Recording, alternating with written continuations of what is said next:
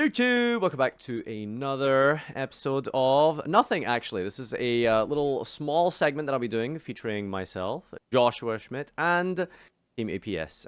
This we're going to be doing a end of season style type of review, discussing the past year of Yu-Gi-Oh from multiple perspectives. For those of you who follow us on various forms of social media, you probably know that we play the game in very different ways and enjoy the game in kind of different methods from one another. So, without further ado, I mean, I guess I would see myself as in the middle. Josh, you are who, and what do you do generally when you play Yu-Gi-Oh?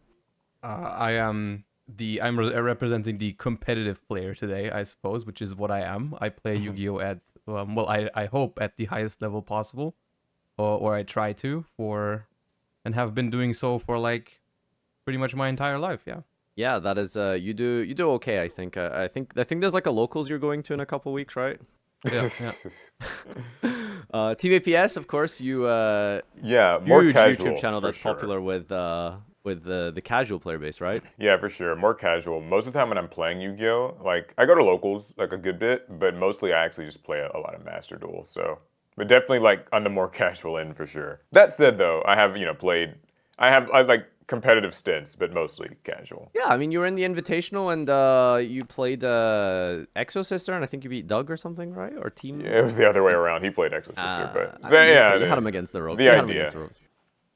All right, so let's just jump straight into it. We've got a couple of different topics we want to talk about here. First of all, let's talk about like the event attendance and quality and stuff like that. How's that been at the local scene? This is something I'm not too familiar with because I've been on the casting side mostly. But when you guys attend tournaments and stuff, at least I noticed at the UK Nationals, we were done at like 6 p.m. on day one, which is insane for a tournament that was almost 1,000 players, I think. Using Neuron and stuff, right? Josh, is that what you guys have been using mostly as you play? Yeah. Well, I can only speak for Europe because I know it's still being done differently at US events, at least from what I've heard. Yeah, But, wait, so you guys are using Paul Neuron? will get onto that. One of the biggest changes for Europe recently has been that we've been switching to like online pairings and online result submission. So we don't have paper pairings at the beginning of the round where there's like 1,000 people in front of one piece of paper, and we also don't have to fill out like result slips anymore. It's just you go on Neuron or on a specific pairing website that they provide, and you just like enter your results, and that I feel like that contributes to events going smoother, especially the pairings thing, more so than the result submission. I feel like the result submission never took that much time, but the pairing thing is definitely a lot better. What's the system like in the US Wow. these days? Because I haven't been to the US event since 2019. So yeah, it's still like, I mean, they do have online pairings, so you can like they kind of give you a link and you can check your pairings, and that's really convenient. Because honestly, like I know it used to be a nightmare with like everybody crowding around this wall, but we're not doing digital submission through Neuron that I'm aware of. I mean, I haven't been to an event in like the last couple months, but that's new to me, which is strange. You went to one of the YCSs this year, didn't you? I haven't been to anything. Well, I haven't specifically, but okay. a couple of friends and stuff have. But yeah, that's not a thing here Yeah, yet. according to my Twitch chat, and they're always right. They are still doing result slips in the US. Yeah, like they still just do result slips, that's so strange. That okay. Anyway. Yeah. Well, that's I don't know. I'm sure there's like logistical reasons for that and stuff in general, but in terms of like the sort of event structure and stuff, and even at the local level, is there anything you guys want to see like implemented or anything like that? I feel like with the utilization of Neuron, it's basically done, right? I don't know what else you can really do to sort of improve like the process of entering and going to events. I mean, as far as YCSs go, I think like yeah. I mean, I definitely think like it seems like it's pretty optimal. Like you said, I mean, I think if North America can use like Neuron for like submitting results, that'd be great. But like, I think finding events is pretty easy. Going and like getting signed up and stuff seems pretty straightforward. Like, I don't think that there's anything really wrong with One that. thing I've noticed right is, now. if it is easy and stuff to sign up, but I feel like if you're a Yu-Gi-Oh player, there's an event coming up. But if you're not like super in touch with Yu-Gi-Oh, I don't know if like that's something that really drags people in. Usually people aren't going to travel to a YCS unless they're competitive. And it's usually just kind of like the locals that maybe they'll pass by, So I don't know if like there's much to do in that regard, but at the same time, event records keep getting broken, right? I think we had you guys had the biggest NEWCQ, but I don't think we had any breaking records for the EUWCQ. Was it not the biggest? I thought the EU one was like remember. might have been. I feel like biggest, it would have been, but it was capped at a number. Like it was capped just at like 2,500 or something. Yeah, it was something like that. Well, I can and definitely I feel like we would have gotten more because the tickets sold out very fast. I can for definitely Euros. say, like, I think for US, like, we've been getting pretty record attendances and just like strong attendances. But I will say that I think it's kind of it's a little complicated because it's like I think that the people who are enjoying like kind of these really competitive events, like the YCSs and stuff, are like, they're definitely attending. But I see what you mean, where like a person, just a given person, might not know that they exist. Because like if you're already like tuned into Yu-Gi-Oh, then you'll always know what the next YCS is. You'll know what the next 3 YCSs are, and like you'll know like what to kind of just expect and everything. And I've always thought it's a little strange. Neuron has sort of the function where you can like find local card shops. I've always thought that's something that they could like expand on slightly, where like it's a little bit more like readily available. Like okay, find Yu-Gi-Oh near me type of thing. Yeah. But Do you get notifications on Neuron if when it says? I think if you sign up for an event, it tells you, oh, you have to have your deck list in, right, Josh? Does it? There is like that. That is actually very well done. Like if you sign up for a YCS, you get Neuron like notifications. You get like you get emails with like reminder you have to submit your deck list until this and then, or like stuff like that. That's really good. The only thing I was thinking of when we just talked about like finding events and such is that I don't think, at least for what I'm seeing, I don't think that's as hard for YCSs, but rather for like regionals, specifically for like Europe. That's been a thing where like I've been to regionals where like people ask me afterwards, hey, where did you even find out about that? Or like national, certain countries where like I remember a friend of mine couldn't go to German nationals, right? And so because you can play any one national in Europe, they wanted to go to a different national. I think it was Romania or something because they had friends there or family. And on the page it said, date to be determined, right? TBD or to be announced, something like that. And it just never happened. It just didn't happen. It was supposed to happen, but wait, it didn't Romanian happen. nationals just didn't happen. I don't know. I don't want to say the wrong country. I think it was Romania, but I'm not sure if it was Romania. It was some country where they wanted to go, and it said date to be announced, and it was like it just didn't happen. I know my friends who do the Worlds race, when they find regionals, there's like, I think it's like a community like spreadsheet that's made by exactly. No, that's what I mean. Like, especially for the people that are doing like regionals points and everything, there's like definitely room for improvement in their communication. The same is true for like the world's points sheet, although that doesn't really apply to many people, but it's like it's being it updated exists, it's just very updated very slowly, right? do you guys remember? well, we didn't have one. Do you guys remember back when UDS was a thing? Like it's well, not. we never had it. Oh, in you Europe. guys Yeah, didn't we didn't have okay. that.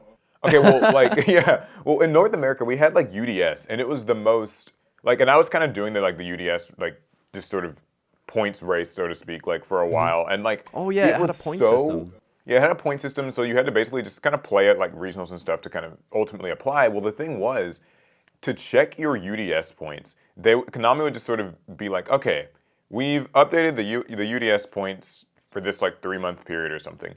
And like it was just this spreadsheet that you had to like download locally like to your computer and then like search through, and it would load like you weren't like you were opening it in your browser and it would load so slowly. And then like the thing is, it also would take a long time, and searching was really tough because the way that they seem to enter players is like I might be like listed as like Paul M, but then there might also be someone else who's like P, Morrison or whatever. Like, it's Right. like it was always like a real mess to like find things. Now I know they don't do that anymore, but like I've always thought that's something that could be like cloud. That sounds pretty much exactly like what we're dealing with the world's points.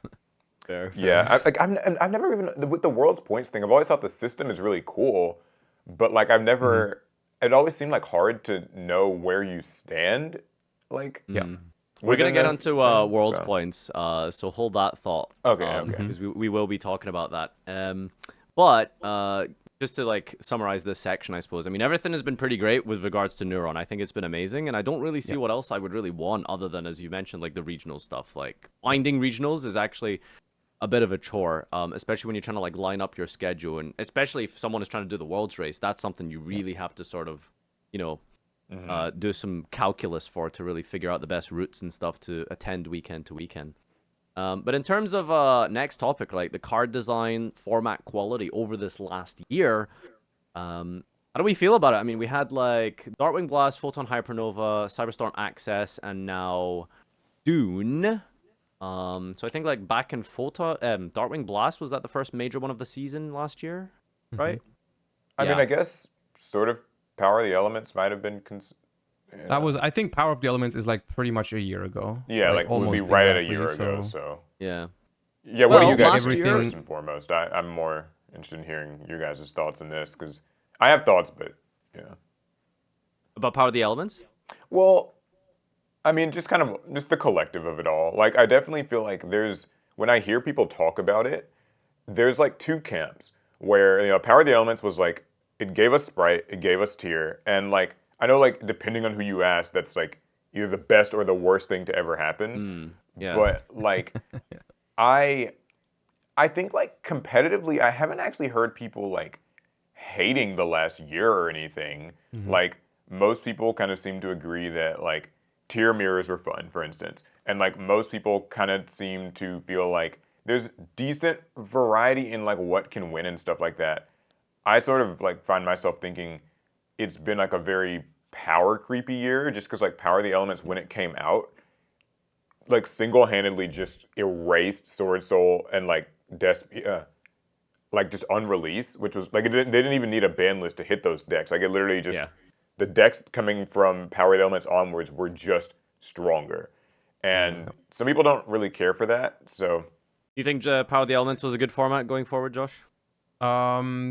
I think it was. I think the past year was pretty good. However, I do definitely agree, and I don't think anyone can argue with the fact that Power of the Elements is one of the, I think, most impactful sets released of all time. Like there's not many sets that I can remember that would have the same impact as Power of the Elements did.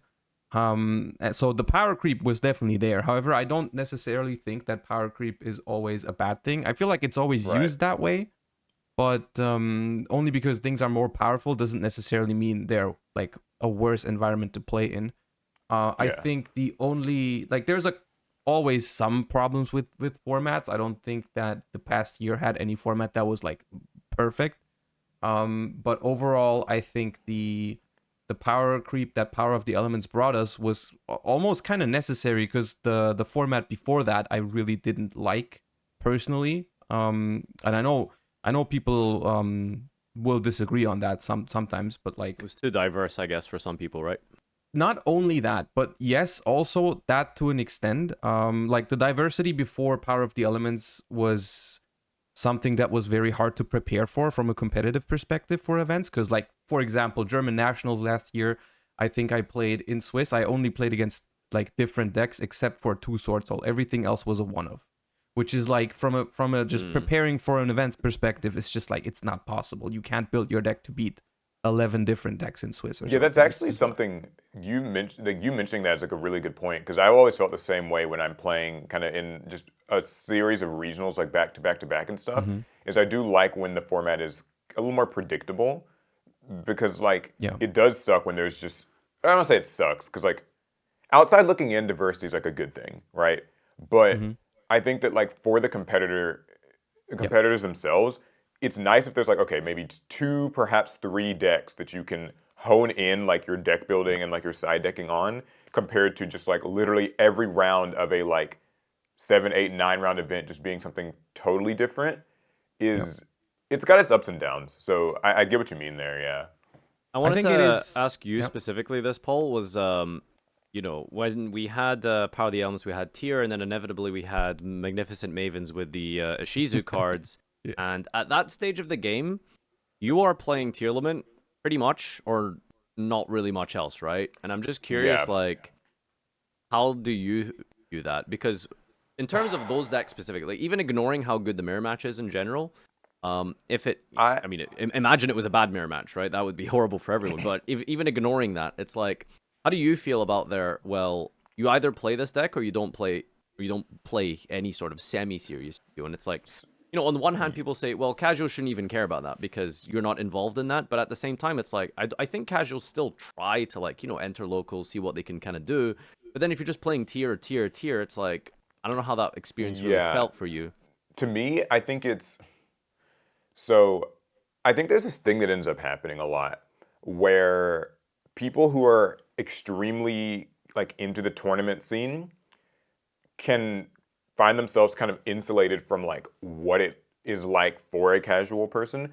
I think when it's like, tier, it's really kind of terrible looking. Like terrible looking. Like even for if the people who are playing it are enjoying it, it's good. But I definitely know that like it can feel like whiplash if like this tier deck comes out, suddenly it's like overwhelmingly stronger than everything else. You have to like understand it all, and then ultimately what it comes down to is that if you aren't actually playing it, you won't be able to win anyway.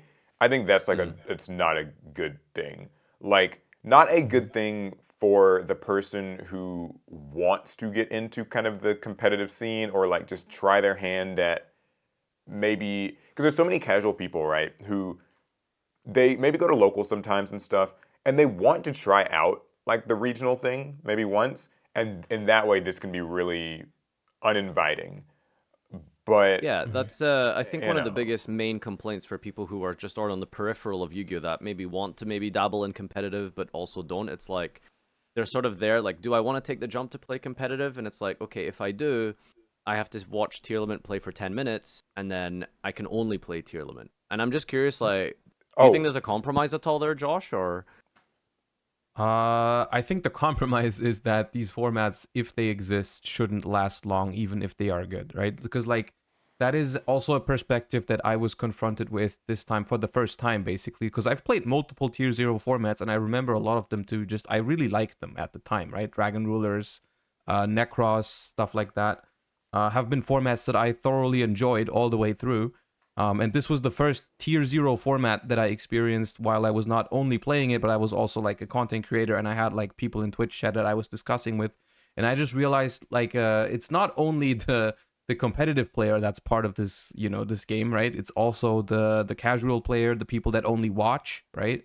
And for those, it's just not as great, not as fun, right? People can obviously appreciate the intricacies of like a tier limit mirror even when they're watching it, but still like for a tournament stream it's just not great when like you top yeah. 64 all the way to finals is pretty much all tier limit mirrors or like shifter decks, right? And it's just like not enticing gameplay for like 80% of the community, where like 20 or even less will understand what's going on, right? And so Paul, I you think it's a play matter of Go a on, sorry. format can be great, but it should still not last that long if it's really only allowing one or two decks.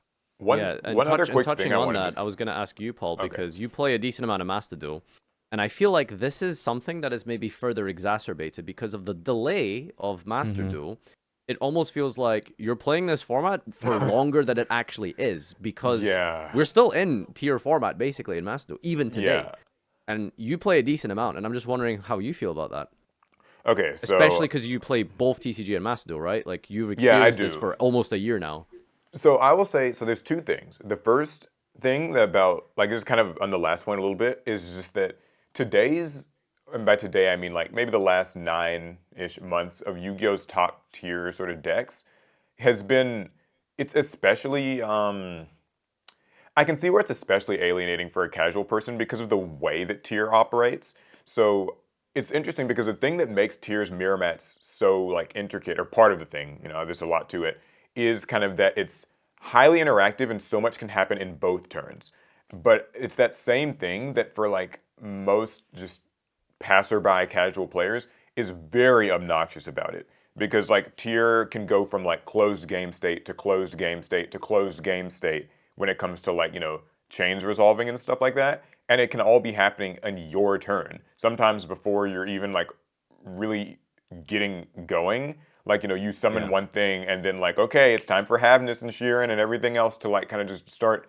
And like that, I think, isn't just a tier problem specifically. I feel like some people say the same thing about Kashtira, where they get to like look in your extra deck and like banish things. Or like the Ishizu cards, like milling your engine. So now like one of your one-offs or something is like not in your deck anymore, and now some certain engine isn't working anymore. Or, that sort of thing. But to speak to the Master Duel part, because like in Master Duel, we literally are playing through like tier format again. Again. I think it's actually, I think it being in Master Duel is arguably worse.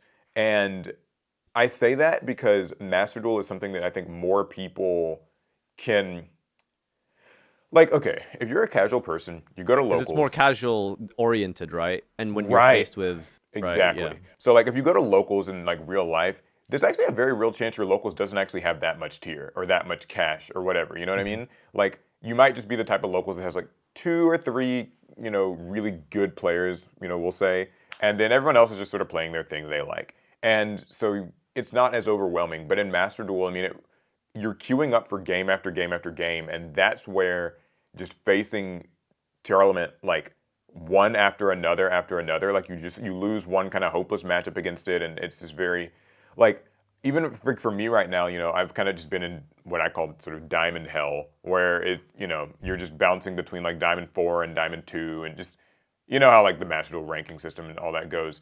It's like you can lose to tier sometimes in a really good interactive match, and then sometimes it's like an obnoxious blowout. But at the same time, no matter how it is, it's a loss. And so I can see where a person who just wants to like kind of enjoy Master Duel, and like they're climbing through the ladder with their gladiator beast thing, or something kind of like off the wall, the moment that the tier deck starts showing up, it feels like there's not really any recourse there. Like there's not another game mode to play, and like tier takes a long time, and like it's so I think it kind of is actually worse feeling in Master Duel than like the TCG, just because like it feels like you can't avoid it as much. Yeah. Do you have any input at all, Josh, before we close off this section? I mean, I hate the fact that Master Duel is delayed, even just without factoring in like having to play tier element format again specifically. But for me, it just like I feel like Master Duel is at its worst when you play it as someone who mainly plays the TCG. So like you can't use it for testing. It's not even like the same cards as currently. It's just like playing the same format from like a year ago at this point, or like 6 months ago. I still play it. I still enjoy it because it's Yu-Gi-Oh at the end of the day. But I'm just sad because of what it could be. Right. I have a feeling we're gonna get into that more, but I 100% like get what you're saying with that. So. Yeah. I think that's one of my main gripes is like I personally prefer digital because it's just more convenient. Like if I want to test a deck and stuff, I don't need to like hunt for it or buy it and then wait 2 days for it to arrive. I know. Or proxy it or something. It's like I can just craft it, test it, and then go from there. And the fact that I can't do that with like TCG is really annoying because, well, I don't know what the logic is for what the delay is, right? And that's not something that's been communicated to us. And I think everyone would love for that to be, at least be explained, right? Okay, if you're not going to do it, like, tell us what it is. You expected communication? Yeah, I was just say, yeah, you don't get too much of that with this game, not too much. But I was going to say, a real quick thing about Master Duel, with the card delay thing is, what I don't care for with that is that it's not consistent. Like, if they told us that, like, okay, card delay will always be just exactly 3 months, right? Or something like that. I could actually, it wouldn't be perfect, but at least like you would know, right? Yeah, because we have like the Blackwing, all the Blackwing support from Darkwing Blast, but we don't have the full Pendulum Draco's. Yeah. Okay, but hold on. Fenrir. I think that's actually better this way. Okay. It's very inconsistent and it doesn't really make sense. But I think it's better to play with the cards in like different orders because that makes it so that the format is not a complete repeat. Okay, okay. Let him cook. All right. Okay, go ahead. Because like it was like, okay, we had, for example, we got the Ishizu cards before we got tier elements, and so people were actually playing like decks with Ishizu cards that weren't as busted, because there was no tier elements to go with it, which was like a match made in heaven, right? And people were like trying all different kinds of Ishizu decks, and they ended up being, some of them ended up being good, but nothing ended up being the best deck just because like tier was missing. So I thought that was kind of a fun period where it just was like, oh, everyone knows the Ishizu cards are busted, but no one knew where to put them because tier wasn't out yet. And I That's feel like fair. if they just released it in the exact same order, everyone would have known exactly what to do with the cards, and it yeah. would have been, for me, it would have been infinitely more boring. I think the only problem, or not, well, I think like one issue with it is that it's mainly like if you're so like kind of at the top of the iceberg where like we know that what decks are going to be really good. Like we knew Sprite going into Master Duel, going to be really good. And like Bisteel and Tier and everything. And like Kashtira is going to be like, I guess next month or something. Is like, that still, to me, they should just hurry up and get like the more casual stuff in then. Like Ninja and like Draco Slayer just isn't in it. And like Darkwing Blast came out in like October of last year. Yeah. And so, and for those decks where we know that like Ninja and Draco Slayer is not going to be like, you know, the tier one thing in Master Duel. Like they're playable decks, sure, but like it's just why are those still kind of not here when there's like stuff that came out in, you know, like Maze of Memories or like Photon Hypernova that's like in, and so it's just, so I do agree that like kind of mixing up the orders and like kind of having the different formats can make it feel fresh and different. I still think that generally speeding up the releases would be good. Oh yeah, absolutely. Yeah. Like even if it's just by like a little bit, even if it's by like a month or two, I just think it makes Master Duel feel like this weird thing. Like I don't know. Like you know what I mean? It doesn't feel the same. It's really off. Going to TCG a little bit here. In terms of the card design and the format quality, I thought like Power of the Elements was really great, and I thought Tier for the most part was, I suppose, kind of cool, at least looking back in hindsight. Because I didn't really actively play it at the time, but now looking back, it's like fine. But I think the my major gripes in terms of the card design this year is maybe you know what I'm gonna say next, but the inception of the Bestial archetype and then later Kashtira, I'm trying to put it worded as nicely as possible, but I really dislike that. This quick play DD Crow Body archetype. You know, obviously being very biased because it completely shuts down my favorite deck. But then on top of that, you have later on they created a Rise Heart, and I'm trying to think of a card I've ever hated more than a Rise Heart. A 30/30 boss monster, banish, macrocosmos. I have not been enjoying the TCG for the past like while. Josh, I want to hear your. I actually really am curious about like what your thoughts on that sort of thing is. Okay, as someone who's had to really play through it. A Rise Heart is a completely like absurd card design. I don't understand how that ever passed any sort of instance in card design. However, I will say I think the formats have not been that bad. It's not both of the Kashtira formats that we had basically. I'm saying two because I don't really count the short time where they entered Ishizu tier format as a Kashtira format, because like the deck was just Flunder with a different skin for like rich people. But the two formats after basically was like the YCS London one with 3 Arise Heart and 3 Unicorn, and then the one now with 1 Arise Heart and 2 Unicorn. Both of those formats were not like my favorite formats. I don't think I'm ever gonna go back and be like, hey, let's play, you know, London 2023 format or something. But they were fine. And that's, I think, because Kashtira does have some properties to it that are super, super toxic, but it also has a lot of qualities to it that make a top tier deck like healthy. Like, for example, that the fact that it doesn't come with any Omni Negates is something that I've been valuing a lot as well in like deck building, because it just makes you so much more flexible. There's a couple things about Kashtira that are genuinely interesting when it comes to deck building and everything. It's just that there is this 10% or 20% of games where you're staring down an Arise Heart and you simply don't have an out to it. And that's just obviously bad. Like, I don't enjoy that, but it's like all the other games where you have that Talents or that Kurikara or that Kaiju or whatever. Of course, it's bad that you're forced to draw those cards, but if you do, which is like if you build your deck accordingly, you probably will most of the time. All those games are actually quite fine this format. So something against Kashtira. Something I was going to say about like the Kashtira thing, and it's sort of related to the tier thing, is I think one issue with sort of some of today's like top tier decks that you hear casual people talk about a lot, and I think it is like legitimately a thing that Konami is probably increasingly aware of now, is that the optics of them getting worse. And like what I mean by that is, so if you take maybe like let's say toss format, right? Very few boards looked like helpless, so to speak. Like the game state never, like it was always just sort of like, okay, there's like some link monsters, maybe some cards set, like some back row. It just felt like people were still playing Yu-Gi-Oh for the most part. Maybe you could argue like Colossus is kind of different, but you know what I mean? Like, I mean, the best end board, it was like Masquerena and a field spell, pretty much. yeah, right? and like that, So- that was kind of the vibe. And so I think these days, you know, you see that meme of like the tier mirror match where it's just like cards all over the mat. And like, I know that, well, some people are going to say, well, that's like a hyperbole. That's kind of over exaggerating how bad it was.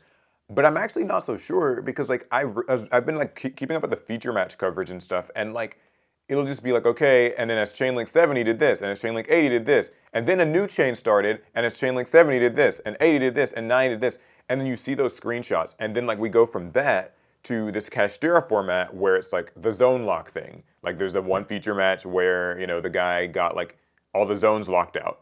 And it's awkward because I think if you're people playing in those events know that that's the worst it can maybe look, but that doesn't tell the full story. But I think that it doesn't change the fact that for just a general eye, that looks terrible. Like I know Konami can't be happy with like a screenshot of a YCS where there's just 20 cards like splattered on the mat, all being like milled from Ishizus and like Bestials are chaining everywhere and all that. And then we like go 9 zones locked. yeah, and then like literally the next format, it's like, okay, 10 zones are locked, and this person like cannot activate a card. And like even if those are sort of extreme situations, they are still situations that like can happen often enough. And that I think is like the reason I find that these newer decks are just more like they get such a more polarized response from people is because it just truly looked like something that you wouldn't imagine Yu-Gi-Oh could even look like just 4 or 5 years ago. Josh, do you think that's like a card design problem, or do you think it's just a natural power creep thing? I think it's card design. It just goes to show how volatile the game can be as to like one card completely breaking it, because the zone lock was not actually possible because of Kashtira cards. Is that It was only possible because of like a YCS prize card from like, what was it, 2017? 2017, yeah. It's like, because these days I would argue like the Kashtira end board, for example, is like the closest you will get to, and this is an exaggerated comparison, but like a toss end board, right? Because like the Kashtira end board is like, you look at it with any of the current meta decks and it's probably beatable, right? For all of the meta decks. Because it's like I said, it doesn't come with any heart negates. All of its power is pretty much like comprised in that one Arise heart. It's not like it sets up like a diversity of like 5 different interruptions. It's like, okay, the Kashtira deck itself only summons a Rise Heart and like a Shangri-Ira that summons a Fenrir. So it's like that's 2 points of interaction, plus you're under Macrocosmos, which is powerful, which is why it's the like one of the best decks right now. But it's not like you need to stop that deck within its tracks or you lose the game like other decks we had in the past, right? So I think that might be a result of them trying to paddle back, because we've had worse than that between toss and now, right? Like we've had fair, decks, yeah. countless decks, that if you didn't interrupt them with like 2 or 3 hand traps, you would not even think about playing the game, right? I'm thinking Halka Firebrax, Artifact Scythe era. I'm thinking those kind of decks, right? Or like the Adamancipator stuff that we had, even Super Heavy Samurai recently. Those kind of decks, right? It's like, if you compare those to Kashtira actually doesn't look as toxic. Yeah, I suppose. But at the same Yeah, I time, mean- you're kind of just like, well, But then, yeah, it does versus feel like it's bad, we're all like which one is circling least the bad? drain in a way. Like, not to say, like, I guess it isn't to say that, you know, because like I think you're right that we have had worse. Like things like Scythe can feel like even worse. But I guess it also feels like, are we just circling the drain in the sense that like we've somehow come to think of Arise Heart as like fine, because that's where I well, wonder where I was going to Konami- ask what you this, Konami- Paul, because I'm just wondering over the past year, what have you been like sort of wanting to experiment with or something? Because for me personally, I see like, you know, I really wanted to try like, for example, Ignister Cyburst Pile with like MathMech package and the new firewall, and like without a graveyard, it's almost impossible to play Ignisters, right? Same sometimes with like Marine Cess. That's like a pet deck that I really enjoy. And I'm just curious, like, is there any like decks that you feel that you just haven't been able to play because there's just like a Rise Heart in the format, or better yet, the Yeah. second point of that question, it doesn't matter because maybe you're not even going to see those that often if you are, I don't know, I mean, just only playing casually, I guess. I Like, guess how does that basically? How does that affect like the casual player base to have these type of cards in the game? That because at least like it felt like sometimes against here your deck think was what you have functional, to- but it gets switched off by something like Rise Heart. I don't know. I think that they're actually both. I don't think that. I think Arias Heart and I think Rise Heart and like Tier, they can both like honestly mess a deck up pretty bad because like against Tier, like at least I'm currently experiencing this a lot in Master Duel is like it can ruin your engine. So these Ishizu cards, they're milling and like you might have 10 cards milled before you start your turn, and it could be even more. Plus like whatever Bestials, we're talking like kind of October Tier, right? Plus like or even Tier and Master Duel now, like whatever Bestials, it can manipulate your like deck and its build before you actually get a turn, and that's like kind of demoralizing. But then it's also like a Rise Heart.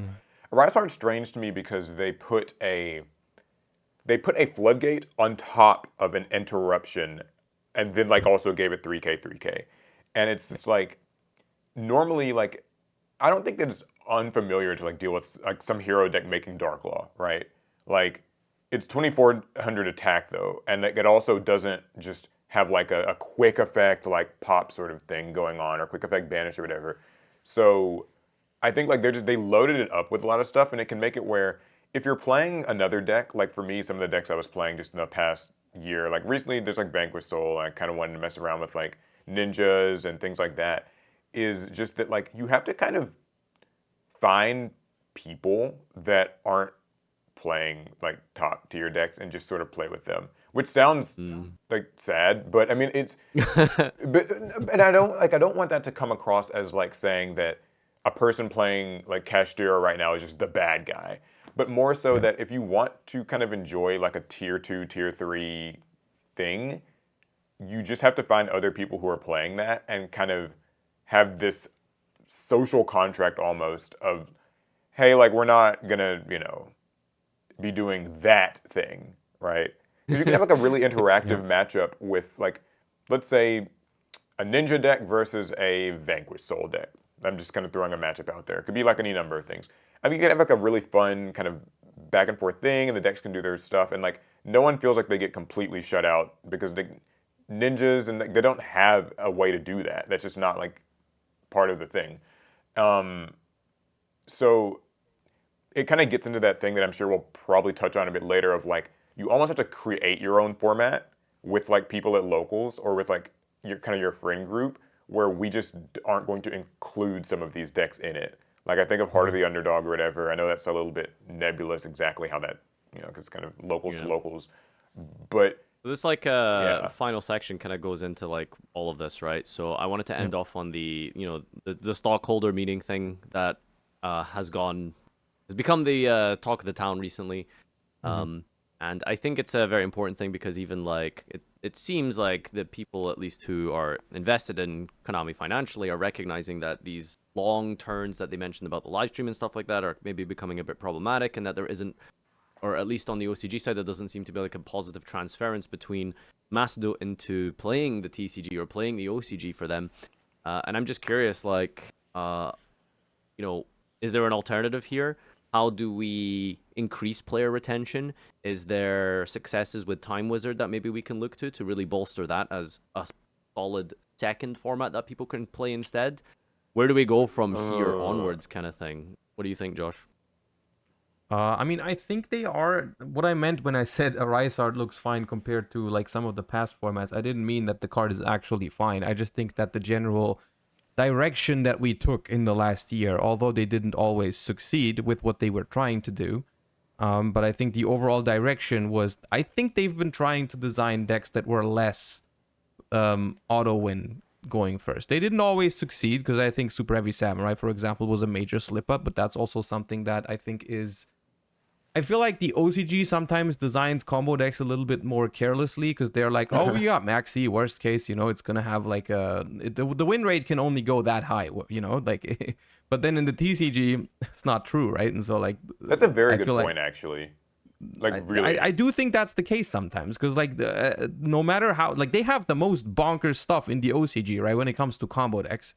But they never completely take over because there is Max C. And like you can hate Max C or you can like Max C. I personally don't like it, but you can't deny that it does take off like, 10-20% win rate off of any stupid combo deck, right? And so I feel like that's why the OCG is sometimes throwing stuff at like the TCG that we are not ready for. But you're so right about it. Like that's so true because I think like stuff will happen in the OCG. And like it comes over here and it's just it feels like it gets exaggerated. Nick, you're right. And that's why I was also really happy with them hitting the super heavy samurai stuff way earlier than everyone expected, right? So I do think that there is this that they recognize sometimes that people don't want to like always finish the game on the first turn or like look at your opponent's end board and be like, I can't play the game. And I think that's been like a direction with a couple of decks. Like there's been some decks with very solid card design in the last year as well. Like Vanquish Souls as well has been topping as well. It's like not like you can't play the game with that deck.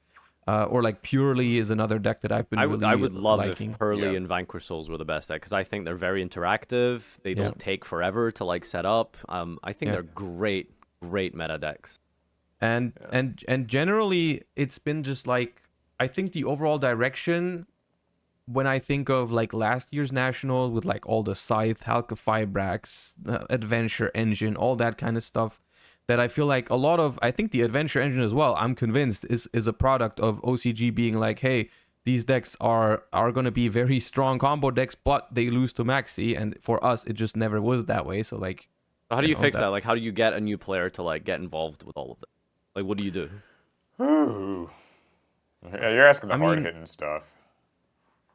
It's I mean, they it's just hard, have to right? be more like, careful, I don't know. think. Because I feel like it's so volatile that like an entire format can be ruined by like one deck. Like right now, it's literally just Kashtira that's gatekeeping all of these rogue decks, right? Every single deck with a card that has the word graveyard on it is just gate kept right now. True. So I think something with the new player thing, like if we're moving into that topic, is just that like, honestly, something that you were saying about like how like it can feel volatile, I think is a really good word for it. I think it speaks to like the card pool in Yu-Gi-Oh is so big that so you have like problems can come from two places. You can have like these new cards that show up where it's like, okay, someone designed a Rise Heart and it's a lot, right? Like and it's a new thing and it's just crazy. But then also like if you even look at just earlier last year, things like holdovers like Scythe, holdovers like Hulk. Like Hulk's always going to kind of have that design problem of like, oh, there's a tuner you can abuse, or you know what I mean? And so it's like the card pool of Yu-Gi-Oh, I think, does not lend itself well to like new people trying to play because like the formats can get they can get intense. And I really do think that that's where, whether it's Time Wizard or perhaps something a little bit, like I hate to sound like a broken record, but like, rotation. Whoa. Are we going to say rotation here? I mean, I don't want to just sound like that's like the perfect answer. I know that even rotation has its like flaws, but I think that something has to exist where people can just play this game and engage with it without like having to throw everything at the wall against like Kashtira immediately. And it doesn't have to be like Kashtira. Like even if you kind of look back like before Kashtira was around, it would have been Tyr, or even before then, like even like Sword Soul and Branded could be a little bit much, like if you're a new person. So I think like just a format that has like a narrower card pool and like a lower ceiling, People always suggest like the alternative there is like Speed Duel, right? And I don't know like how much you guys know about or have tried it. I mean, I play a lot. Is this a viable solution? No. I don't. No, I don't mean that in like a bad way. Speed Duel's cool. I played a fair bit of Speed Duel. I really do enjoy it. But there's like, I think that there's this issue with Speed Duel is like you're still sort of being asked to play like kind of GX era Yu-Gi-Oh, really DM GX era, And not everybody wants that. And I've been saying the same thing about even Edison. But do you think that's a format. good entry point? I think maybe is what I still the don't. idea is. I don't and I Yeah. do. The reason I don't is because it still is not an accurate representation of what Yu-Gi-Oh is today. So it's easy and like the rules are simple, but I think that the way that Speed Duel works still doesn't teach you like, there's not a main phase 2 in Speed Duel, right? Like that's one thing. Yep. That the opening hand size is different and like the card pool is just so much older in nature. Like how earlier you were saying like you want maybe a meta where Pirelli and like Vanquish Soul and like maybe let's say Rescue Ace or something. Like say those were kind of just the best decks. It would be a lower power level than today, but like if you play Speed Duels, you don't even learn what an Xyz summon is. You don't learn what a Synchro summon is or a Link summon. And there are a lot of people who want to engage with these new decks. Like maybe they see something kind of fun, like I want to play Makonko or I want to play Valence or just, whatever. But it's just that the stronger decks are so much stronger that you can't really, there's no place for those decks to exist. And I think that's where like having a lower power format, it's still important that it has modern elements to it. Because like I can tell somebody, okay, play Edison, but Edison's like a snapshot. It will never change. Like there will never be fun, aesthetically new decks added to Edison because the card pool is like it's fixed. And Speed Duel, it's like a similar issue where it's never, like I'm a casual, I just got into Yu-Gi-Oh! I want to play I want to play Vanquish Souls because I like fighting games, or I want to play, just something like that that's come out kind of recently. I want to play Magic-y because I think it's cool, but there's no place to play Magic-y. I still want to play it. It still does fuse, and it has like rituals, and it has like just kind of it can Xyz summon, it can synchro summon, but there's just not a place to play it. Does that like you get what I mean? Any thoughts, Josh? Yeah. I mean, I just think that's kind of not something. It's just not. It's just something you can't avoid. I feel like because there's always going to be decks that are worse than others, and if it's not Kashtira gatekeeping Magic-y, it's going to be whatever the meta is once you go. Like even if you create a format by implementing a rotation or whatever, that format is also going to have best decks. So I think that is always going to be something in a competitive card game environment, unless you make the card pool so narrow that like only a few decks exist. There's always going to be decks that are going to be significantly worse than others, and those decks are then by definition going to gatekeep them. Well, I think there's two. the difference there, however, just I want to say I feel like obviously there's always going to be a meta, there's always going to be a best deck, but I think what it is in an ideal world, I take my fun, for fun pet deck and I could have like maybe a 25% win rate against the best deck if I go, first win the dice roll or something. Maybe like 33% win rate, right? Yeah. But I think maybe we have been in situations where if I take my fun pet deck and I play against the meta deck, the gap goes to like 5% to like as a win rate. Do you know what I mean? So I think like, yes, of course there's always going to be a best deck, but casuals want to feel like they have a chance, I think, is the important I'm thing. not even sure if it's the chance that much, because I feel like they enter a tournament knowing they won't have that much of a chance beating the top tier decks, but I think it's more so also how you lose. Yes. Right? Yes. That was what. Sorry, go ahead. But I have thoughts on that. I think you're right. Yeah, I mean, I just think it's like so much more frustrating when you're staring down like a card like a Rise Art and you just have no way to even try to beat it, right? Or like the same thing with like a Artifact, Scythe, Game Made Puppet, Lock, Anti-Spell, Fragrance, those type of cards, right? Well, like it's just like you try to play your tier 3 or lower deck, right? And you don't even get to attempt to beat the Rise Hard board if you don't hard draw an out to a Rise Hard or something like that. I think, And like, I was gonna say, I think you're both right because like it is all an optics thing. Like it's not so much like I think you're right. There are casual players who really they know that they're not gonna like win the YCS or win the regional or even like win the locals. It's more so I think about just like getting to play in a format where the power level is low enough that like it feels still good to play even if you lose at the end of it. Like something that I've always liked about particularly kind of early, not super early, but like kind of early Sky Striker is just going to be an example I use. It would beat you, but it wouldn't feel helpless. Like there's no point against Sky Striker until like right at the very end where you truly feel like, okay, there's just nothing I can do. because typically outside of like them actually opening with like 3 engage, which happened 20% of the time maybe, but outside of those situations, Sky Striker games would go a few turns. And even if you were like being outpaced at every turn, it still didn't necessarily feel helpless because you're not just staring down, okay, board of 4 negates, or like board of walking Floodgate that's like 3k and banishes and like everything else, or that sort of thing.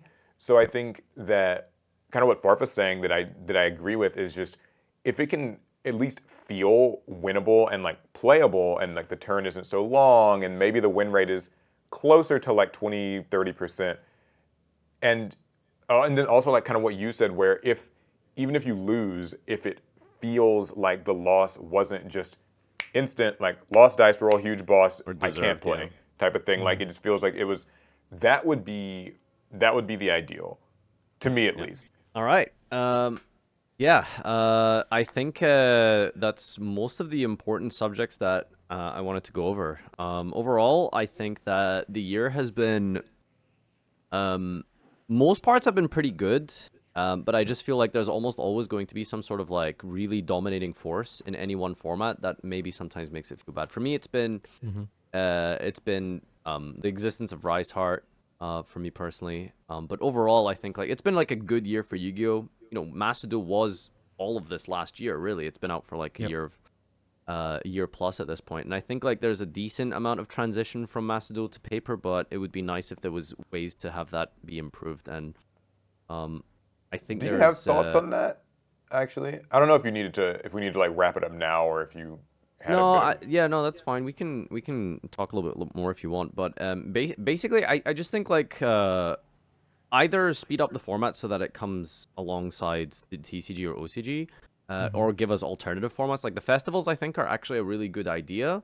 Yeah. But they either don't last long enough, or they're just too specific and unique that they aren't really. I don't know. I don't feel like they're great alternatives. I think like if we had something like a Time Wizard in Master Duel or a draft mode, I think that would translate really well to maybe not giving people reason to play in real life, but it would definitely give you something to do, because right now in Master Duel, you either play ranked or you don't do anything. Right.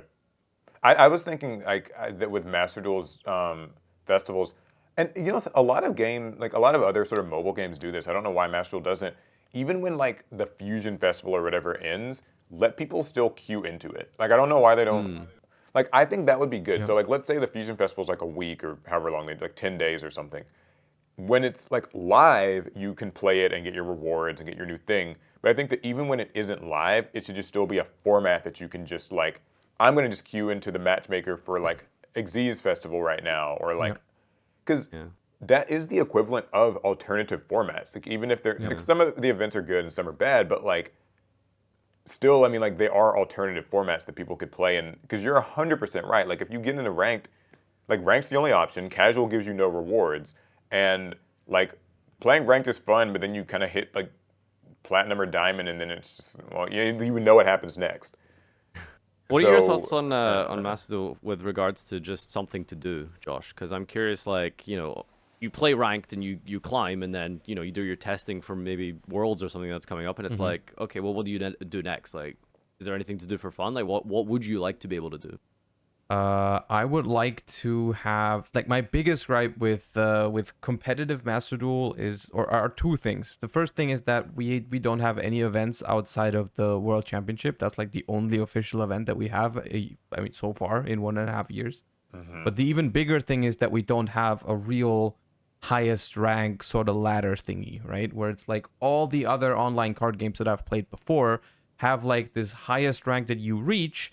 And then there's a leaderboard where you can compare yourself to other people, and you can keep playing and keep climbing to like get to number 1 or get to top 10 or whatever. And then there's rewards for that at the end of the season. Stuff like that. Cup?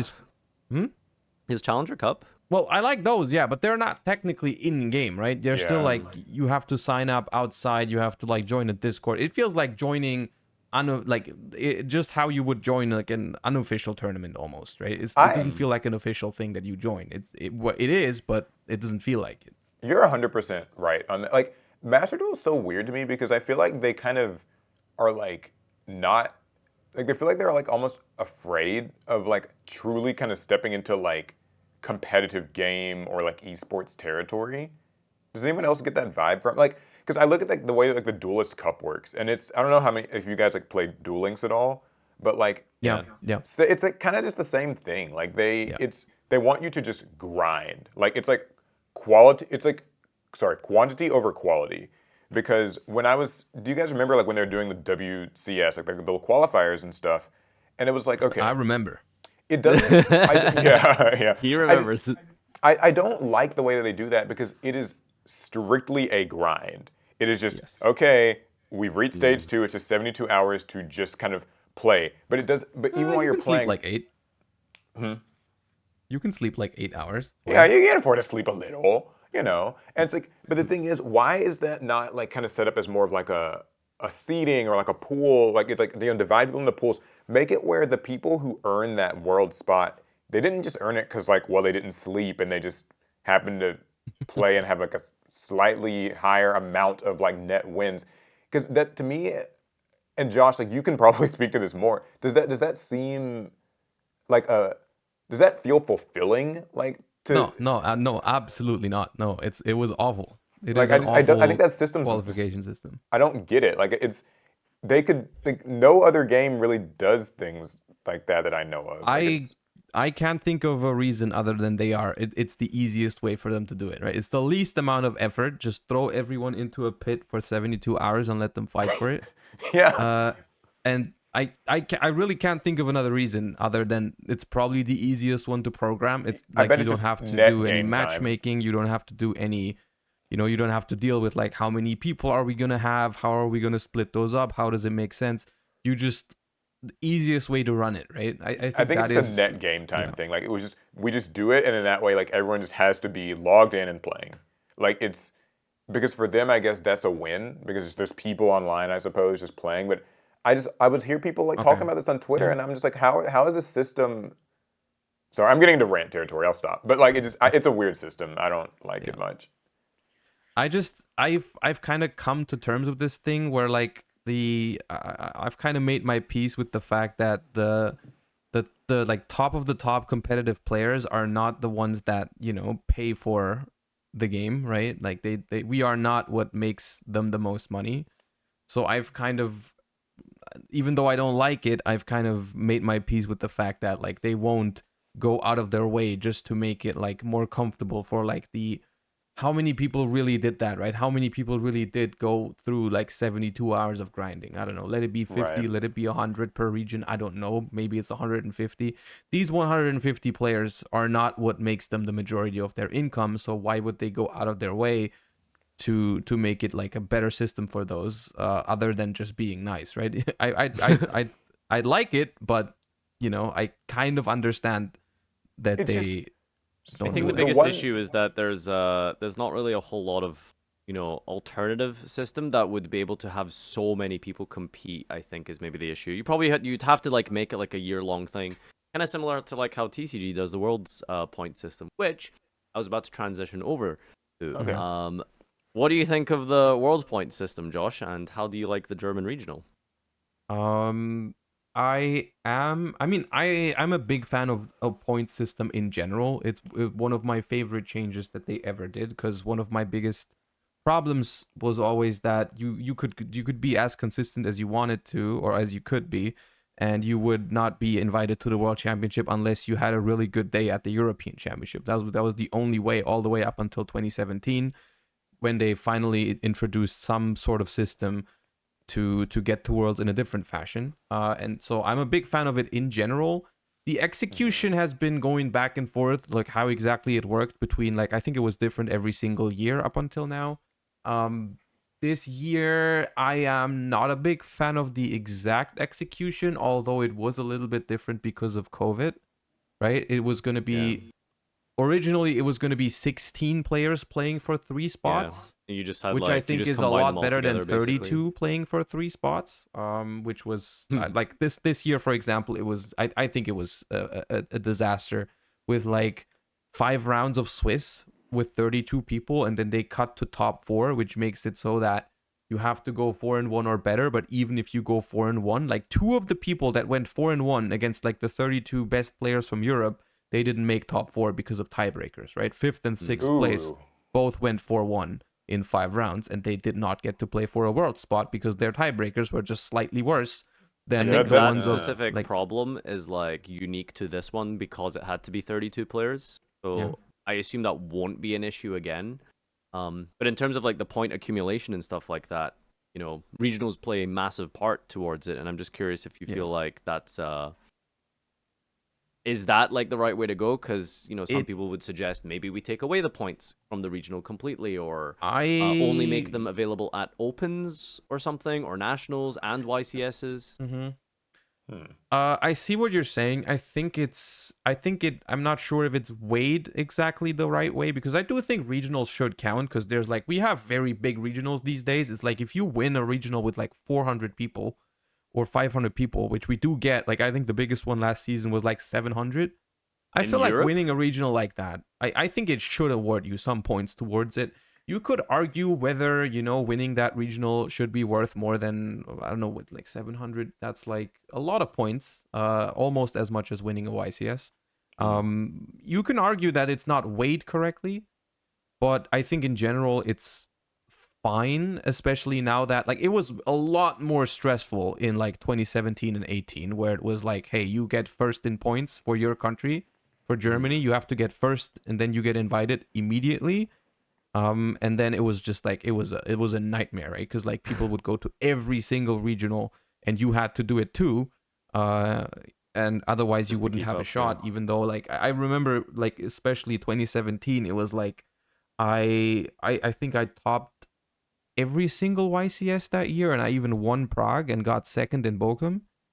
And like it still was like super close because Alpay would go to like Alpay would like he topped like one YCS, but he played like 2 regionals every single weekend, and it was still so close that I had to freaking fly to the US for a regional, which was the first time I flew to the US for an event. It was for a freaking regional, just to get like some last minute points, right? And it's just like that did not feel right, you know, having to fly to freaking. I flew to Seattle regionals on Saturday, and then I had a flight on Saturday night to LA and played another regional on Sunday. That was like the first time I ever traveled to the US for Yu-Gi-Oh, right? And so like that's gotta wow. Oh, so I'm compared curious. to that, it's better. I'm Just curious, the like- fact that it is more people, right? The fact that it is more people makes your season less stressful, even though the playoffs at the end are more stressful because you're not guaranteed in, right? It's still going to be a very intense, you know, playoff situation, which is a whole nother issue. But I don't know what the exact best solution is. However, I am hopeful because they have clearly shown that they are willing to improve it, because they've listened to player feedback and they've changed it from year to year to year. They've always been like, okay, like first year, people didn't like that it was only from the 4 big countries, right? It was one from Germany, one from the UK, one from France, one from which one did I miss? Italy, yeah. and like they've iterated over and been like, okay, now it's like top 4 overall, and then they went like, okay, now we're gonna do top 8 in points play for 3 spots, and so on and so forth. So I'm hopeful that they're just gonna listen to it and improve over time, and I know. I think that's. I know Herman has a lot of thoughts on this, being someone who doesn't live in Germany. So I think you're right about like the weight of it maybe needs to be reduced. Yeah. But it is right. If you top like a 400-man regional, there should be some reward for that, right? I think the best solution would simply be a best finish limit. You know what that is? Yeah, so like you get more points based on the highest that you No. place. The best finish limit means there's only a certain number of events that can count towards your final score. Ah, right. Okay. Like so it means like you can play as many regionals as you want, but only the best 5 will count towards. Yeah. Okay. Right. And so like you can improve. Like let's say you get like you have 5 regionals where you get 20 points each, and then you play one that gets you 30. That one still counts, but it like one of the other ones falls out, right?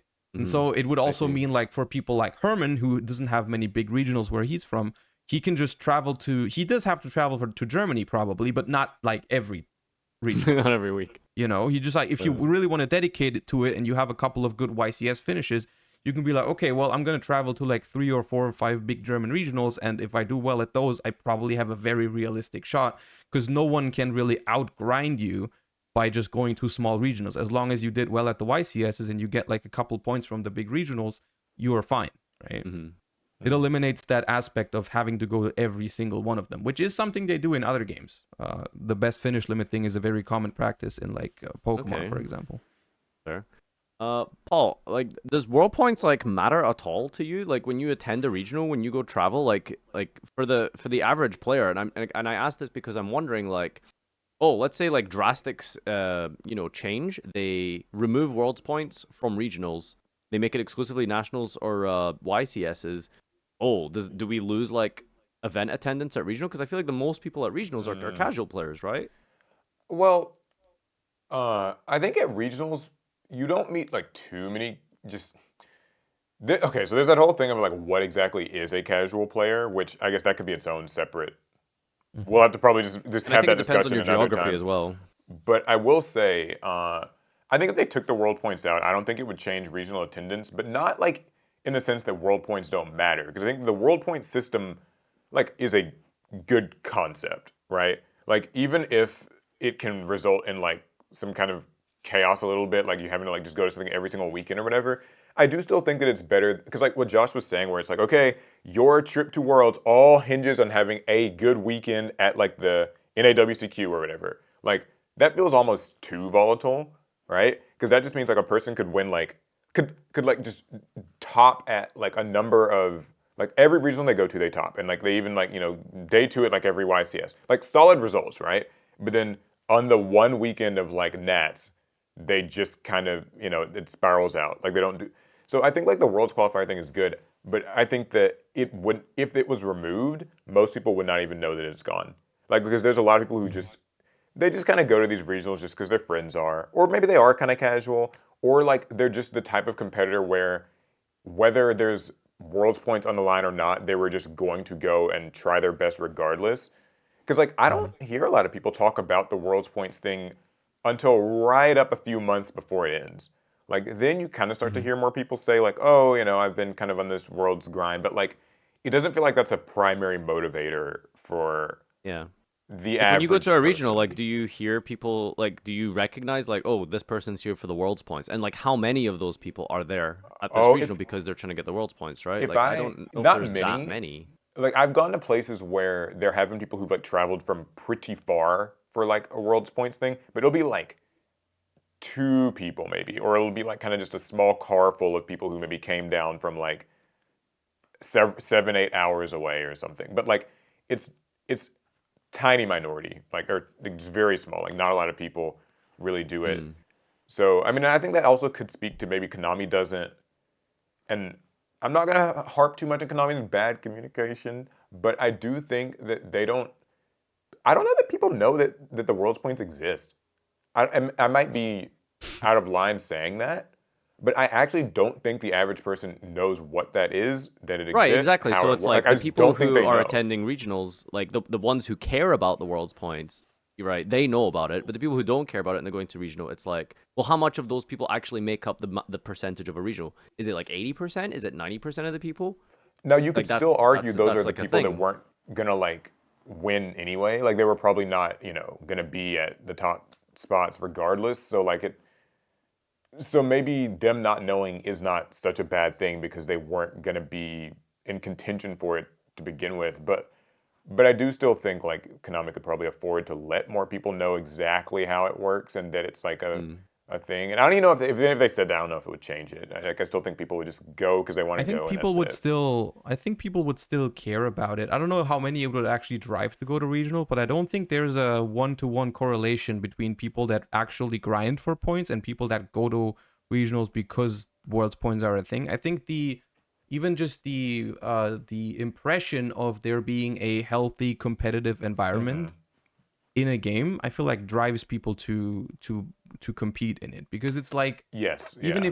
if you are not at that level yet, just the fact that it exists and you could get there is like That's a cool to motivator. a lot of people, right? Because they're like, I'm comparing it to like other esports that have like very big like world championships and whatnot. Like people watch that, and I feel like even though they are nowhere near the level to ever play in that, the fact that it exists still Right. really drives people towards the game because they're like fascinated by the level you can play it at, right? They see like, oh, these people commit so much to this and they do all this to be good at the game or and whatnot. And I feel like it's inspiring to people. So like a very healthy like, and that's the same for Master Duel. It's like the with like a leaderboard and stuff. Like even if a lot of people would never try to really grind for like rank 1 in the world or whatever, just the fact that it's possible that it's a thing. theoretically, I think is really cool. Just the environment it creates and the possibilities that people Yeah, I think think you're they right, might and that's why I feel like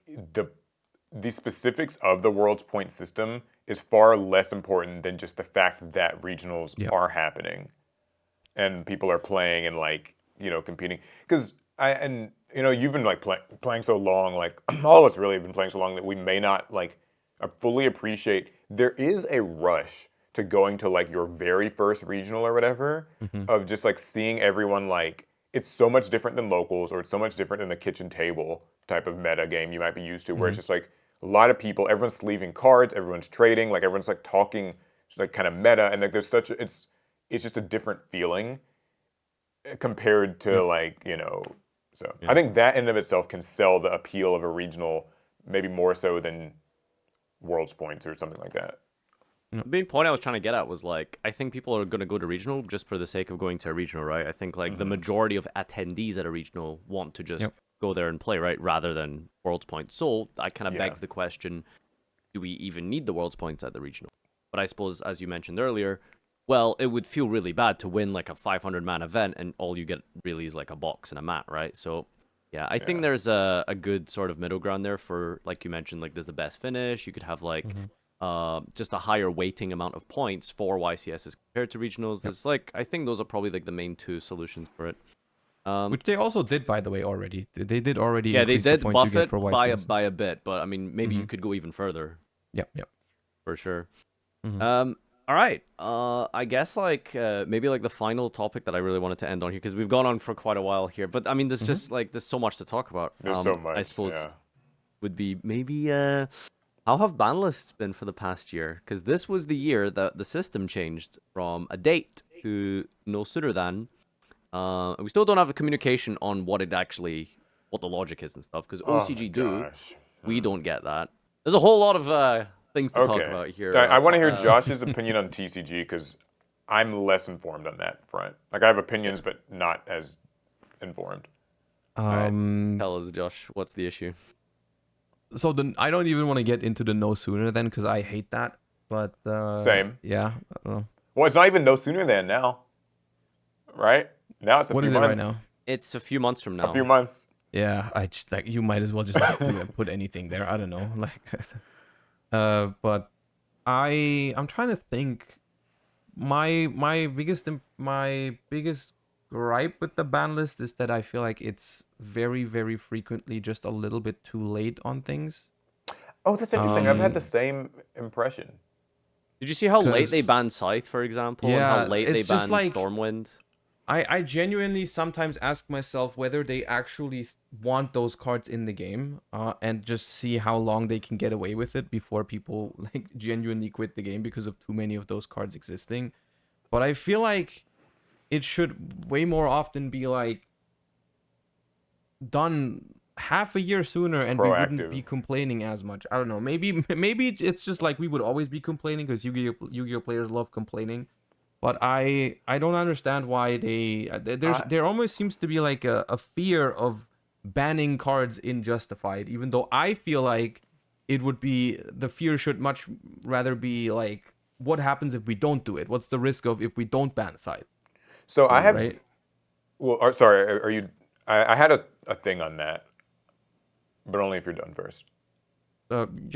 Well, okay. So my thing with that is, there's like, I've always known people at my card shop. That exact thing that you said is, I've had people like every ban list that comes out. People are like, why does it feel like they're just a format or two behind when this was like, you know what I mean? Like the Scythe ban, like just there's been a few like hits like that where they just feel like they're just are they following the same game as us, or is it like kind of a Japan approval thing where like they have to wait so long to get, Yeah.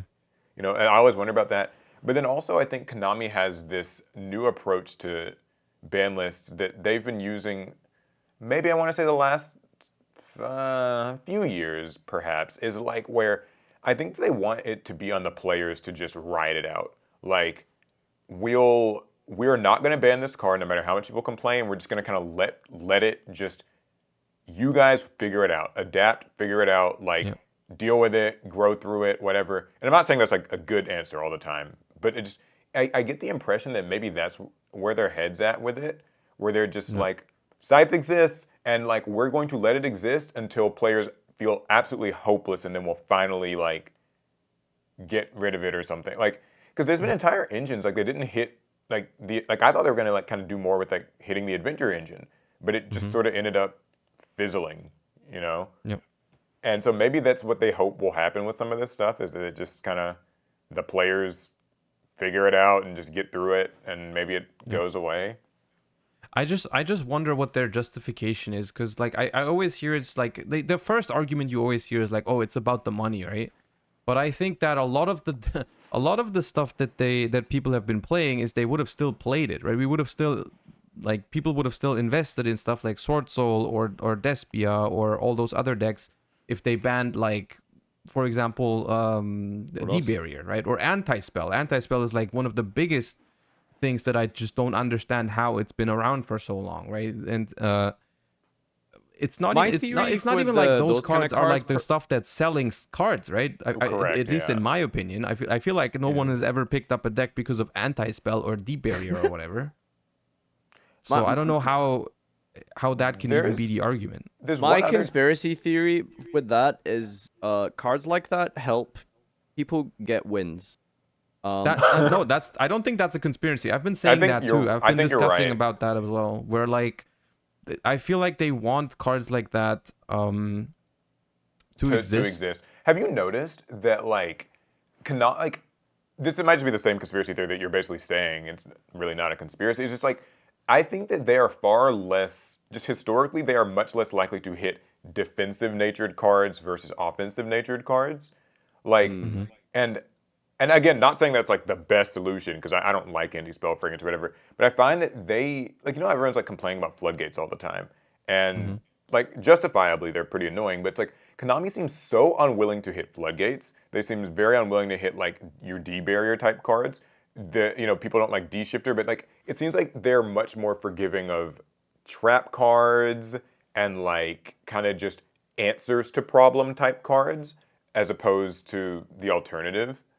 Where, like, because I think that you're right, like, those cards help people pick up wins, and they help maybe like kind of the more like stunned player at least feel like there's a chance. If you know like you can beat like the best deck, sometimes if you draw this, then I guess it maybe feels good for some people. Yeah, I mean they do two things, right? They, first of all, they simplify the game a lot, which is very much in favor of like newer players, or also even just the weaker player, in like when you have a one average or below average player playing against a good player, they offset that by a lot, right? Which is on the one side what people complain about, but on the other side it's like how it maybe makes casuals or people that aren't as good at the game yet not lose interest completely because they get stomped every time by someone because they're better at the game, right? Simply because you have, it's just like not possible to beat someone 100% of the time. It doesn't matter how much better you are. If they have these sort of cards, they're going to win some games, right? And I feel like maybe that's why they want to preserve some of these for a while,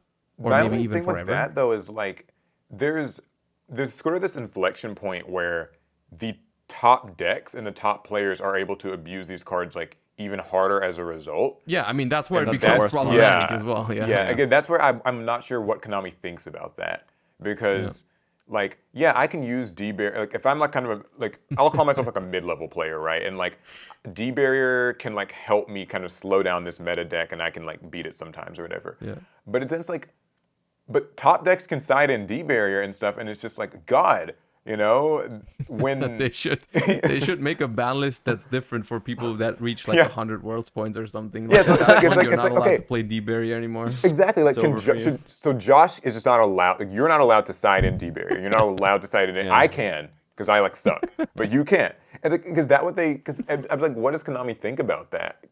I don't know. That's just I do It want to. does feel particularly frustrating at like the high level when you draw a hand and your opponent makes a board and you're like, okay, this is actually it's not like an auto win or anything, but this is a playable game, right? And you're like, let's see what happens. You can actually break this board, or we can actually play a solid game here. And then it's just like, okay, standby anti-spell, and you're like, okay, well, guess I was wrong. Yeah.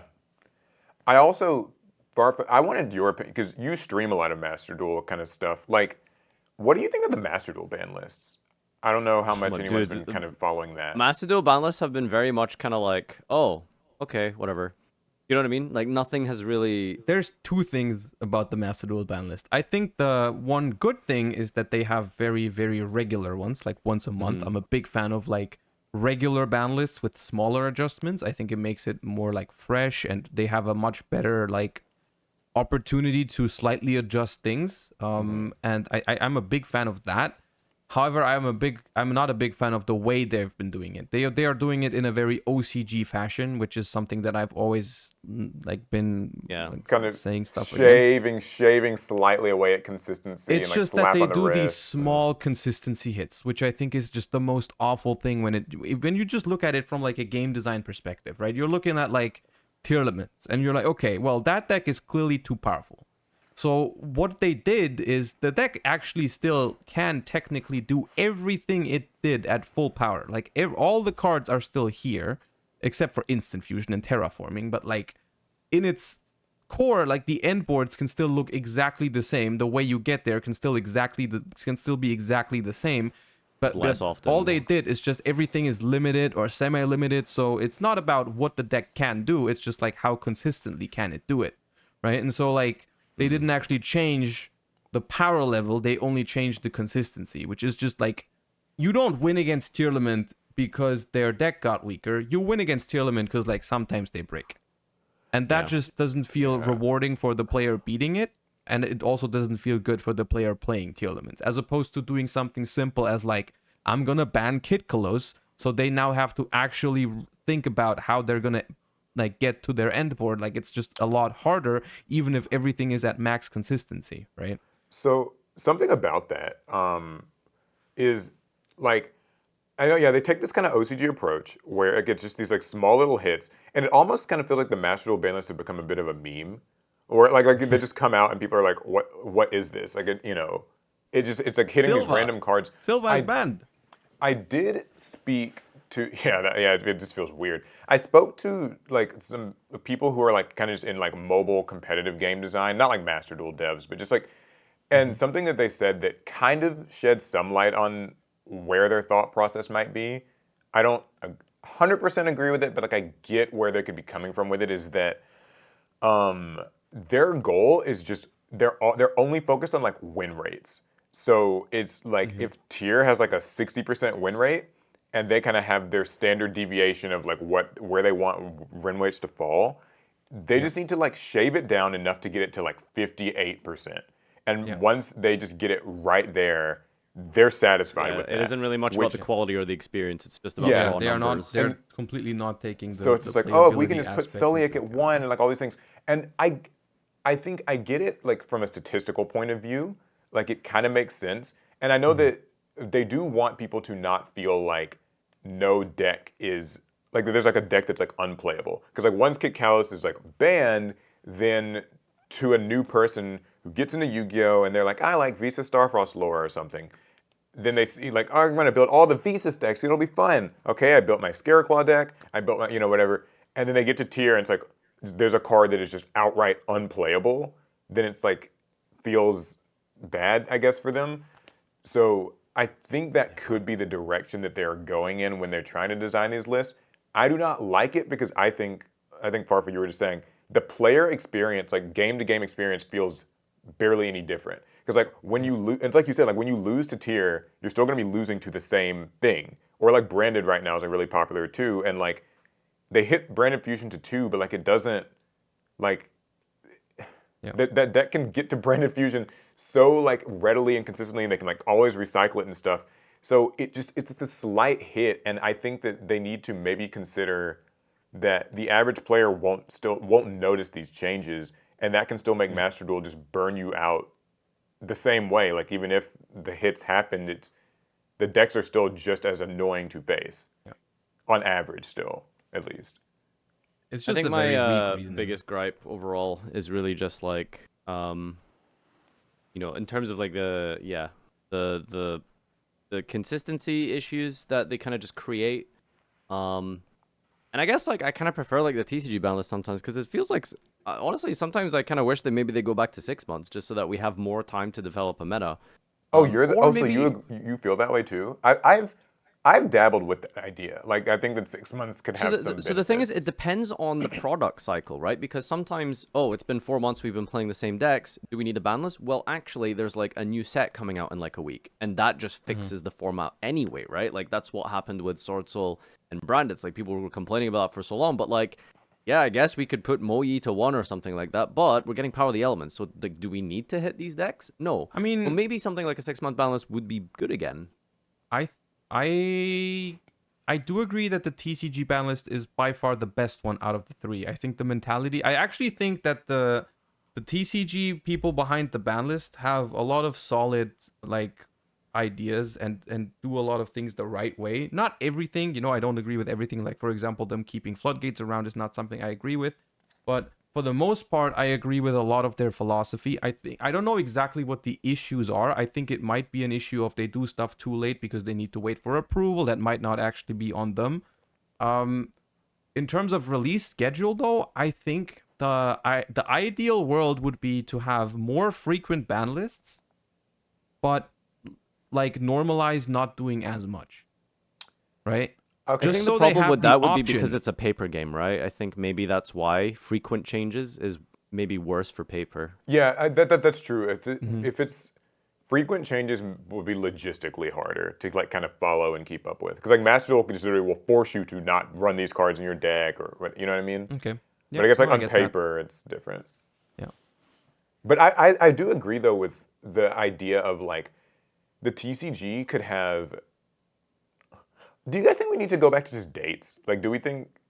Like, I think most people No. want dates back. I wonder what the reasoning for it is, but I think there must be some reason why they switched. Like Here's what maybe I've it's heard. like messing with the market or something.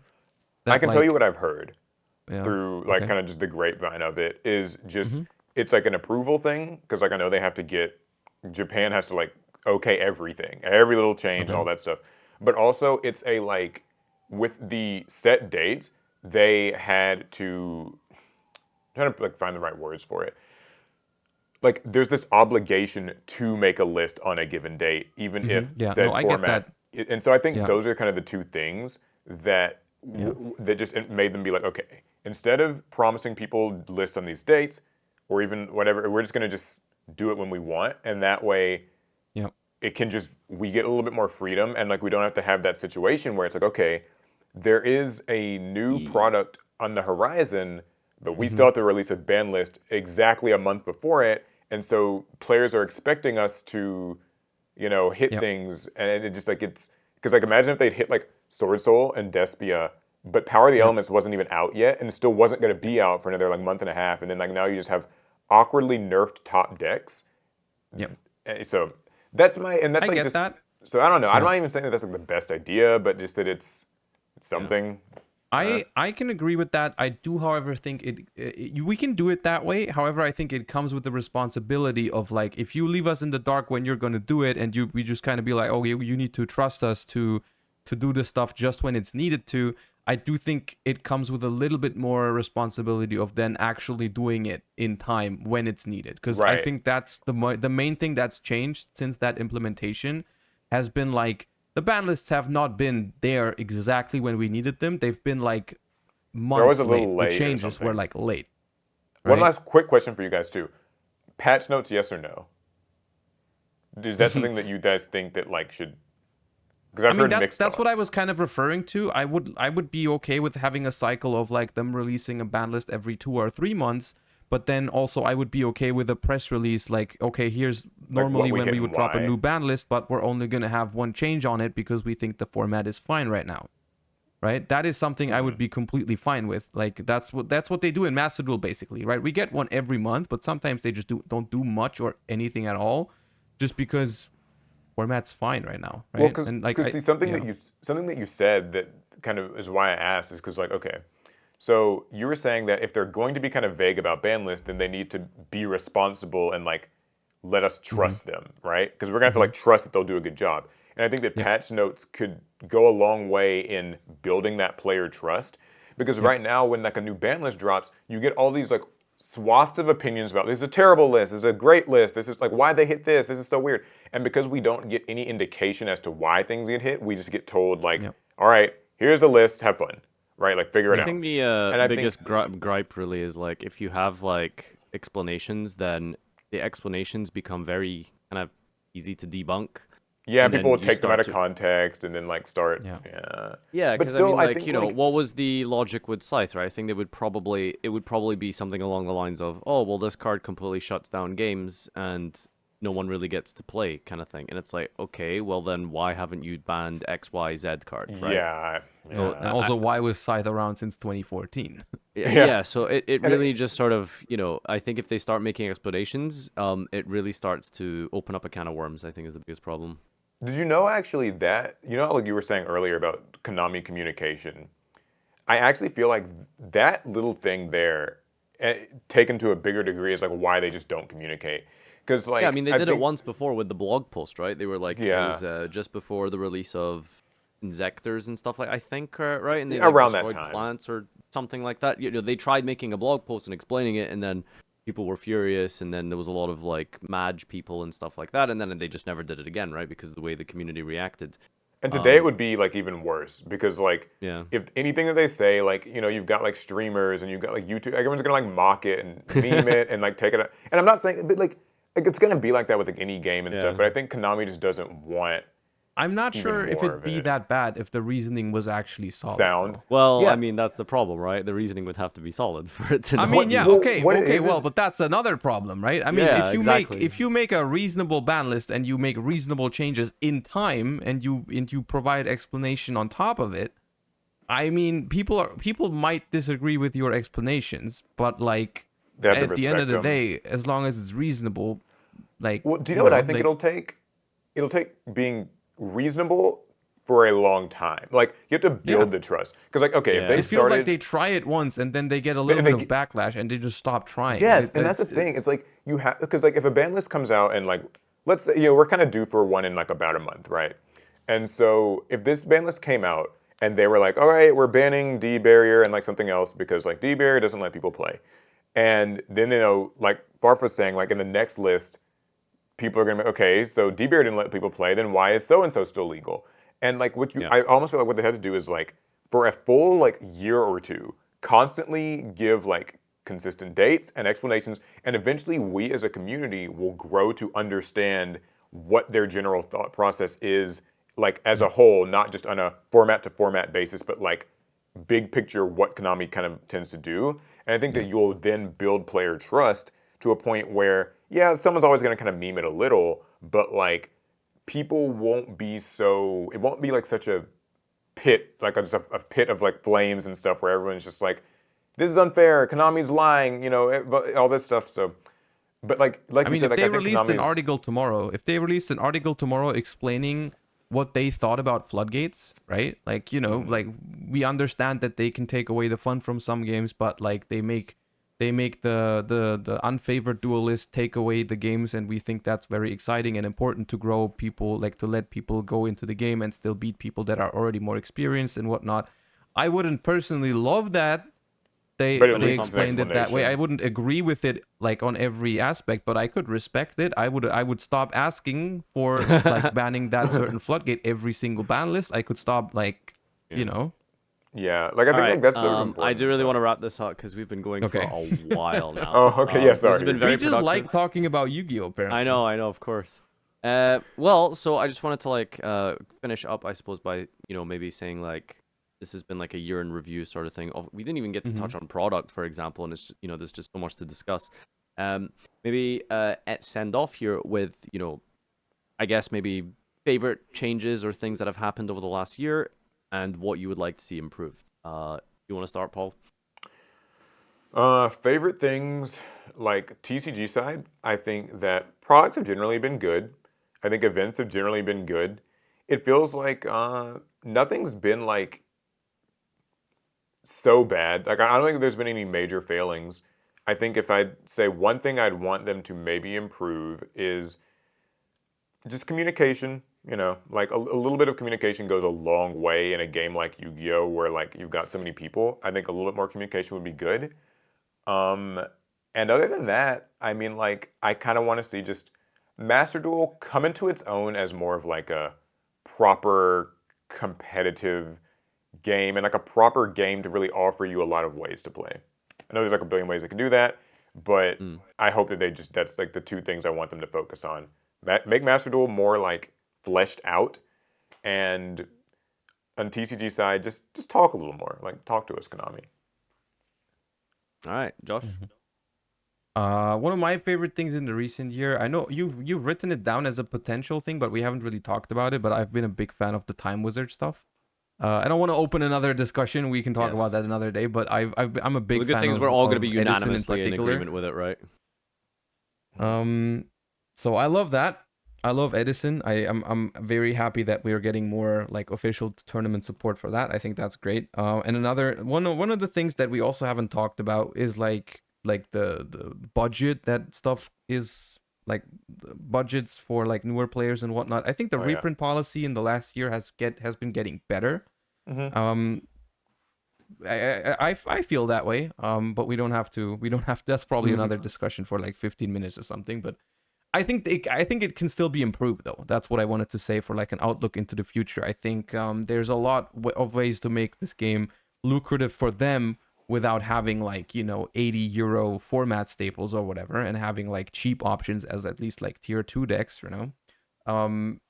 Maybe also like there's like this one upcoming product, I don't know the name of it, the one with like a lot of reprints and like the new rarities and stuff. Oh yeah, the rarity collection. Yeah, that one sounds very promising to me. Also like the new starter product. I just recently found out there hasn't been a starter deck since 2017 or something. Yep, that's crazy. It's been ages.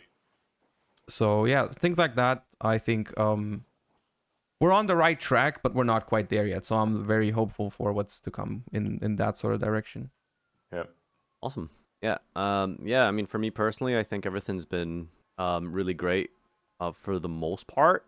I especially love like the attendance quality and things in EU with Neuron. I think that's really helped so much. But going forward, I would love to see some more improvements with regards to like communication, of course, as always. And I do, like Paul mentioned, Master Duel was a big priority for me. So I'd really want to see like more game modes or just more things to do in game outside of just like competitive ranked, and just improvements on like the UI and the features that we currently have. Just let me play TCG, man. And of course, I guess. Oh yeah, or that. I think, and then the overall umbrella thing too is like the new player thing. But that we've talked about that. Yeah, the new player experience, which I'm hoping this new product, the structure deck thing, sort of leads the way to having something that you can just pick up off a shelf and immediately duel and get maybe potentially get a feel for what it is like to play the game. My last thing too is that the shareholder stuff means that they're going to have to address that. So yes, exactly. No matter what it is that they do, it's not just content creators yelling at them. No, it's the shareholders. Yeah, exactly. Like whatever it is that they do, invest. Like I don't know what Konami's got in mind. I hope that it could be any number of things, but whatever it is, I hope it's good. I'm sure they'll figure it out. So. All right, thank you guys for joining me. I will plug all of your socials and stuff in the description, and if this does well enough, maybe it's something to be revisiting in the future. So thanks everyone for watching. Take care, and yeah, peace out. Sweet. Thanks for having us. Bye-bye.